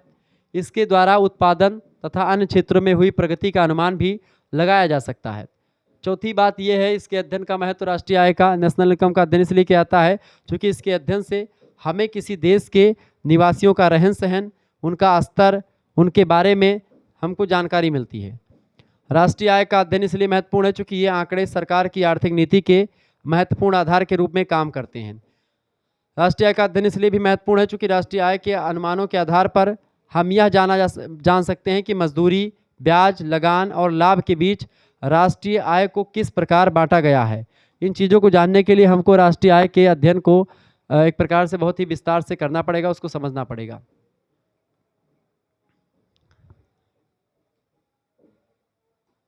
अगला क्वेश्चन आ चुका है, आय के द्विक्षेत्रीय अर्थव्यवस्था की चक्रीय प्रवाह का संक्षिप्त वर्णन कीजिए। देखिए द्विक्षेत्रीय अर्थव्यवस्था का चक्रीय प्रवाह, इसमें केवल दो क्षेत्र हैं, घरेलू और व्यवसाय। घरेलू क्षेत्र में उत्पादन के सभी साधन जैसे भूमि हो गया, श्रम है, पूंजी है, उद्यम है, ये सब घरेलू में आते हैं। व्यवसाय क्षेत्र में उत्पादक वर्ग होता है जो वस्तुओं का उत्पादन करके घरेलू क्षेत्र को बेचता है, यानी वस्तुओं को बना करके मशीनों से बेचता है। फिर घरेलू क्षेत्र में उपभोक्ता वर्ग होता है जो कि उसका यूज करता है, जो व्यवसाय क्षेत्र के द्वारा उत्पादित वस्तुओं को खरीदता है। इस प्रकार जब व्यवसाय क्षेत्र वस्तुओं का उत्पादन करने के लिए घरेलू क्षेत्र से उत्पादन के विभिन्न साधनों की सेवाएं खरीदता है तो व्यवसाय क्षेत्र से किराया, मजदूरी, ब्याज, लाभ के रूप में घरेलू क्षेत्र को किए गए व्यय घरेलू क्षेत्र की से व्यवसाय क्षेत्र को प्रवाहित होते हैं। घरेलू क्षेत्र के द्वारा इस प्रकार प्राप्त की गई आय को व्यवसाय क्षेत्र के द्वारा प्राप्त की गई आय व्यय को की जाती है। इस प्रकार अर्थव्यवस्था में राष्ट्रीय आय चक्रीय तरीके से व्यवसाय क्षेत्र से घरेलू क्षेत्र और घरेलू क्षेत्र से व्यवसाय क्षेत्र को प्रवाहित होता रहता है। जब तक व्यवसाय क्षेत्र द्वारा साधन सेवाओं के लिए आय भुगतान घरेलू क्षेत्र द्वारा वस्तुओं की खरीद पर व्यय करके वापस नहीं कर दिए जाते हैं, तब तक आय भुगतानों और उपभोग व्यय चक्रीय प्रवाह अनिश्चित काल तक चलता रहता है। इस प्रकार अर्थव्यवस्था आय तथा व्यय के चक्रीय प्रवाह में चलती रहती है। उन दोनों प्रवाहों से स्पष्ट होता है कि जीएनपी बराबर जीएनआई माइनस जीएनई। इसका मतलब सीधा सीधा आपका यही है कि जैसे मान लेते हैं किसान हो आप, तो आप घरेलू क्षेत्र से हैं, आपने अपने खेतों में गेहूं उत्पादन किया है, फिर आलू आपने बैठाया, आलू आपने उत्पादित किया, अब वो आलू आप मार्केट में बेच रहे हैं। अब उत्पादक वर्ग जो होगा हो जाएगा, वो आलू उत्पादन किया, उसके बाद में क्या होगा, जो व्यवसायी वर्ग है आलू को आपको खरीदेगा, वो आलू आपकी एक प्रकार से कंपनी ले जाकर क्या बनाएगी, उसी आलू का चिप्स बनाएगी, तमाम प्रकार के चिप्स और तमाम प्रकार के नमकीन वगैरह बना करके उसका जो है वो फिर आप जो है आलू आपकी खरीदी मान लेते हैं 100 रुपये में। अब वो 100 रुपये में आपको खरीद करके वो 200 रुपये का माल तैयार करेगी, उसमें 50 रुपये मशीनों का खर्चा लगा देगी और 50 रुपया जो होगा, 50 रुपये में से 25 रुपया मजदूरी वगैरह लगा करके पूरा टैक्स वगैरह दे देगी, और 25 रुपया वो एक प्रकार से खुद कमाएगी कंपनी, ठीक है। और वो चिप्स किसके पास आएगा, फिर हमारे किसानों के पास आएगा वो चिप्स बिकने के लिए, और हम वही चिप्स खरीद करके चाय के साथ एक घूंट चाय पियेंगे और फाड़ करके बढ़िया चिप्स खाएंगे और मौज मस्ती के साथ रहेंगे। लेकिन वह पैसा जो हम बेचे हैं, जो आलू, वही आलूया बन करके आई है। तो जो व्यवसायी वर्ग है वो फिर से एक प्रकार से घरेलू वर्ग से पैसे लेता है, और फिर वो उसका आलू खरीदता है तो पैसे देता है, फिर वही पैसा वापस लेता है वो चिप्स बना करके बेच करके, ठीक है। तो ये चक्रीय प्रवाह चलता रहता है, यही होता है ये जो मैंने आपको बताया, ठीक है। क्या, द्विक्षेत्रीय अर्थव्यवस्था का चक्रीय प्रवाह, ठीक है। अगला क्वेश्चन आपके स्क्रीन पर आ चुका भैया, व्यवहार में आय के चक्राकार प्रवाह को समझाइए। आय के चक्राकार प्रवाह का बहुत ही सरल रूप चित्रित किया गया है, जो अर्थव्यवस्था के वास्तविक प्रवाह से बहुत अलग है। व्यवहार में केवल परिवार और व्यावसायिक फर्में ही अर्थव्यवस्था के आधारभूत घटक नहीं हैं। इन घटकों के अतिरिक्त 3 मुख्य घटक और शामिल होते हैं। पहला सार्वजनिक संस्थाएं अर्थात राज्य यानी देश, दूसरा है पूंजी बाजार, और तीसरा है शेष संसार। इन घटकों का आय प्रवाह से घनिष्ठ संबंध होता है। अध्ययन की दृष्टि से अगर देखें तो हम इन घटकों के प्रभाव को अलग अलग शीर्षकों के अंतर्गत विवेचन कर सकते हैं। पहला, समृद्ध अर्थव्यवस्था में आय का वक्राकार प्रवाह, तथा दूसरा अनावृत अर्थव्यवस्था में आय का चक्राकार प्रवाह। इस तरीके से हम इसको जान सकते हैं, ठीक है।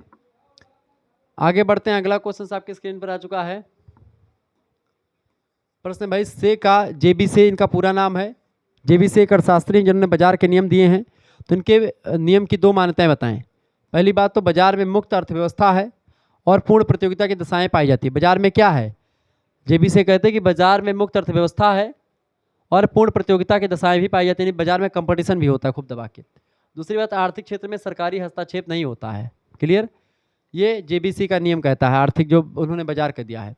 प्रभावपूर्ण मांग क्या है, प्रभावपूर्ण मांग उस संपूर्ण व्यय को दिखाती है या व्यक्त करती है जो कि रोजगार के किसी संतुलन पर स्तर पर किए गए कुल उत्पादन पर किया गया होता है, ठीक है। महत्वपूर्ण मांग क्या होती है, प्रभावपूर्ण मांग उस संपूर्ण व्यय को व्यक्त करती है जो रोजगार के किसी संतुलन स्तर पर किया गया कुल उत्पादन पर व्यय किया गया होता है, वो प्रभावपूर्ण मांग है। प्रभावपूर्ण मांग किन तत्वों पर डिपेंड करती है, 2 तत्वों पर। पहला है कुल पूर्ति फलन पर और दूसरा कुल मांग फलन पर, ठीक है। अपूर्ण रोजगार संतुलन किसे कहते हैं, तो जब पूर्ण रोजगार से कम स्तर पर संतुलन स्थापित हो जाता है तो इसी को अपूर्ण रोजगार संतुलन कहा जाता है। अगला क्वेश्चन आपके स्क्रीन पर आ चुका, कीन्स के रोजगार सिद्धांत की 2 मान्यताएं बताएं। पहला है समाज पूर्णतः विकसित है और आर्थिक प्रणाली पूंजीवादी प्रकृति की होती है, ऐसा कीन्स कहते हैं। दूसरी बात, उत्पत्ति के साधनों की पूर्ति पूर्णतः बेलोचदार होती है, कीन्स का रोजगार सिद्धांत ये भी कहता है। अगला क्वेश्चन, समय की दृष्टि से कीन्स का रोजगार सिद्धांत कैसा विश्लेषण है, तो ये अल्पकालीन विश्लेषण होता है। प्रोफेसर कीन्स के रोजगार सिद्धांत की प्रकृति कैसी है, तो समय विलंबना की उपेक्षा के कारण से इसकी प्रकृति स्थितिक हो गई है। कीन्स का रोजगार सिद्धांत प्रतिष्ठित सिद्धांत से श्रेष्ठ है, इसके पक्ष में 2 तर्क दीजिए। बिल्कुल ठीक है, यह पूर्ण रोजगार की मान्यता पर आधारित नहीं है, इस वजह से यह एक प्रकार से श्रेष्ठ है। दूसरी बात, यह सिद्धांत जो कीन्स का रोजगार सिद्धांत है आर्थिक क्रियाओं में सरकारी हस्तक्षेप का समर्थन करता है, इस वजह से भी एक प्रकार से रोजगार का सिद्धांत जो कीन्स का है वो प्रतिष्ठित सिद्धांत से थोड़ा सा श्रेष्ठ है, थोड़ा सा आगे है। अगला क्वेश्चन आ चुका है भैया, उपभोग प्रवृत्ति क्या आशय है। उपभोग प्रवृत्ति से हमारा अभिप्राय केवल उपभोग की इच्छा से नहीं अपितु वास्तव में उपभोग की गई मात्रा से होता है। अगला प्रश्न, सीमांत उपभोग प्रवृत्ति क्या है। आय में वृद्धि या कमी और उपभोग में वृद्धि या कमी के अनुपात को सीमांत उपभोग प्रवृत्ति कहा जाता है, यह बात भी ध्यान रखेंगे। अगला क्वेश्चन, सीमांत उपभोग प्रवृत्ति की 2 विशेषताएं बताएं।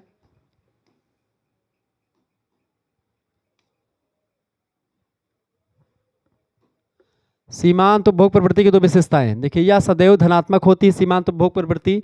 दूसरी बात, यम पीसी शून्य से अधिक होती है किंतु एक से अधिक नहीं होती है सीमांत उपभोग प्रवृत्ति की। अगला क्वेश्चन, आय उपभोग और बचत में क्या संबंध है? आय में वृद्धि होने पर उपभोग तथा बचत दोनों में वृद्धि होती है। अगर आय यानी पैसा आप ज़्यादा कमाने लगेंगे तो आप ज़्यादा चीज़ों को खरीदेंगे और आपका पैसा बचेगा भी, दोनों में वृद्धि होगी। परंतु उपभोग के बढ़ने से, यानी कि अगर आपका उपभोग ज़्यादा बढ़ गया, आप खूब ज़्यादा चीज़ों को खाने पीने लगे, तो इससे क्या होगा? कीमत की दर कम तथा बचत में वृद्धि की दर अधिक हो जाती है। ठीक है, यह बात भी आप ध्यान रखेंगे। अगला क्वेश्चन, कीमत सीमांत उपभोग प्रवृत्ति का सूत्र बताएं।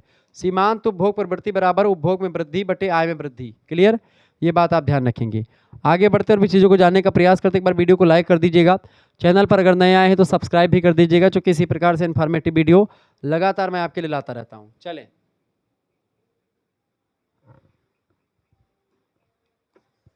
प्रश्न है, वास्तविक राष्ट्रीय आय ज्ञात करने का सूत्र बताएं। देखिए, वास्तविक राष्ट्रीय आय बराबर होता है मौद्रिक राष्ट्रीय आय बटे उस वर्ष की कीमत निर्देशांक गुणे 100।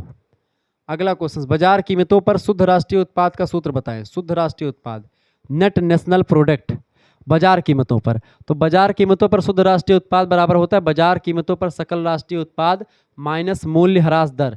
जितनी भी सकल राष्ट्रीय उत्पाद है उसमें से बाजार कीमत उसका जो है, उसमें से जब मूल्य ह्रास घटा देते हैं तो बाजार की कीमत पर एक प्रकार से शुद्ध राष्ट्रीय उत्पाद निकल आता है। वर्तमान में राष्ट्रीय आय समांकों की गणना का आधार वर्ष क्या रहा है? 1993-94। सामाजिक लेखांकन विधि के विकास में योगदान देने वाले दो अर्थशास्त्रियों के नाम बताएं। एक हैं लियोनटिफ और दूसरे हैं रिचर्ड स्टोन। इन दोनों ने सामाजिक लेखांकन विधि का विकास किया है। अगला क्वेश्चन, सामाजिक लेखांकन की दो रीतियों के बारे में बताएं। दो रीतियों के नाम। एक लियोनटिक की अदा प्रदा प्रणाली है और दूसरी मॉरिस कोपलैंड का द्रव्य प्रवाहों का अध्ययन है। ये दोनों एक प्रकार से सामाजिक लेखांकन की दो रीतियों में शामिल हैं। अगला क्वेश्चन आप देखेंगे, प्रश्न, इस विधि के अंतर्गत एक अर्थव्यवस्था को किन क्षेत्रों में विभाजित किया जा सकता है? तो 4 क्षेत्र मेरी इस विधि से, व्यवसायिक क्षेत्र, व्यक्तिगत क्षेत्र, राजकीय क्षेत्र और विदेशी क्षेत्र। व्यवसायिक क्षेत्र में क्या क्या शामिल किया जाता है? इस क्षेत्र में, यानी व्यवसायिक क्षेत्र में, सार्वजनिक और निजी क्षेत्र में संचालित जो कंपनियां हैं उनको, एकाकी व्यापारियों को और साझेदारी की जो कंपनियां हैं उनको भी शामिल किया जाता है, यानी कि जो 2 लोग मिलकर के चला रहे हैं, 3 लोग मिलकर के चला रहे हैं, 4 लोग मिलकर के चला रहे हैं। राष्ट्रीय आय गणना की कौन कौन सी रीतियां हैं? देखिए, राष्ट्रीय आय गणना की कई सारी रीतियां, वैसे 5 रीतियां फेमस हैं। पहली उत्पादन रीति, उत्पादन के हिसाब से हम दिखाते हैं कि उत्पादन कितना है। दूसरी आय रीति, तीसरी मिश्रित रीति, आय और उत्पादन और आय की। तीसरी है व्यय रीति, और पाँचवीं मतलब चौथी है आपकी व्यय रीति, और पाँचवीं है सामाजिक लेखांकन नीति। ठीक है, क्या है सामाजिक लेखांकन नीति, यह बात आप ध्यान रखेंगे। अगला क्वेश्चन आपके स्क्रीन पर आ चुका, प्रोफेसर पीगू ने आर्थिक कल्याण को कितने भागों में बांटा है? प्रोफेसर पीगू ने आर्थिक कल्याण को कितने भागों में बांटा भैया? तो प्रोफेसर पीगू ने आर्थिक कल्याण को 2 भागों में बांटा है। कितने भागों में? प्रोफेसर पीगू ने आर्थिक कल्याण को, यानी कि इकोनॉमिक वेलफेयर को 2 भागों में डिवाइड किया है। अगला प्रश्न, रोजगार के प्रतिष्ठित सिद्धांत का मूलाधार क्या है? रोजगार का जो प्रतिष्ठित सिद्धांत है, इसका जो मूल आधार है वो जेबीसी का जो बाजार का नियम है वही है। जेबीसी के बाजार के नियम पर आधारित है। ठीक है, रोजगार का प्रतिष्ठित सिद्धांत। जेबीसी का बाजार नियम क्या है? जेबीसी का बाजार नियम है कि पूर्ति अपनी मांग स्वयं सृजित कर लेती है। क्या? जेबीसी का जो बाजार नियम है क्या कहता है कि पूर्ति जो है अपनी मांग स्वयं सृजन कर लेती है। अगला क्वेश्चन है, रोजगार स्तर के निर्धारण के लिए पीगू का सूत्र क्या है? एन बराबर स्मॉल क्यू आई बटे डब्ल्यू। ठीक है, ये रोजगार स्तर के निर्धारण के पीगू का सूत्र है। ठीक है, यहाँ एन जो है कार्यरत श्रमिकों की संख्या है, वाई जो है राष्ट्रीय आय है, डब्ल्यू मजदूरी की दर है। अगला क्वेश्चन, प्रतिष्ठित सिद्धांत से हमारा क्या अभिप्राय है? देखिए, प्रतिष्ठित सिद्धांत से हमारा अभिप्राय उन विचारों से है जो केन्सियन क्रांति से पूर्व प्रचलित थे। ठीक है, अगला क्वेश्चन है, जेबीसी के बाजार नियम में निहित 2 तत्व बताएं। पहला है सामान्य अत्युत्पादन और दूसरा है मतलब सामान्य अत्युत्पादन एवं सामान्य बेरोजगारी की समस्या अस्वाभाविक और असंभव है। पहला नियम ये कहता है जेबीसी का, और दूसरा है आर्थिक वित्त प्रणाली स्वतः समायोजनशील होती है। ये 2 सिद्धांत जो है या 2 तत्व एक प्रकार से जेबीसी के बाजार नियम में संकलित हैं। इस तरीके से आप लोगों ने बहुत ही महत्वपूर्ण अति लघुत्तरीय लघुत्तरीय दीर्घोत्तरीय प्रश्नों को देखा मैक्रो इकोनॉमिक्स के, यानी बीए सेकंड सेमेस्टर अर्थशास्त्र का या मॉडल पेपर आप लोगों ने देख लिया। इससे पहले भारत में समाज संरचना परिवर्तन का एमसीक्यू टाइप का जो मॉडल पेपर है सोशियोलॉजी का, लगभग 150 एमसीक्यू क्वेश्चंस जो कि पिछले 3 वर्षों में पूछे गए क्वेश्चन से विभिन्न विश्वविद्यालय में, उनको एक प्रकार से मैंने बताया है। आप लोगों ने नहीं देखा तो प्लीज़ देख लीजिएगा। बीए सेकंड सेमेस्टर के 150 से अधिक क्वेश्चंस जो कि समाज शास्त्र से रिलेटेड है, शिक्षा मतलब समाज शास्त्र यानी सोशियोलॉजी, बीए सेकंड सेमेस्टर के ऑब्जेक्टिव क्वेश्चंस, इससे बाहर कुछ नहीं आने वाला, तो आप इसको भी देख लीजिएगा। चलिए फिर मिलेंगे हम नेक्स्ट वीडियो में, तब तक के लिए जय हिंद जय भारत। आप सभी का बहुत बहुत धन्यवाद हमारे से जुड़ने के लिए। इसी प्रकार से अपना प्यार हमेशा में दुलार बनाए रखेंगे। बहुत ही बारीकी के साथ मैं चीज़ों को समझाने का प्रयास करता हूँ। बहुत बहुत धन्यवाद आप सभी का।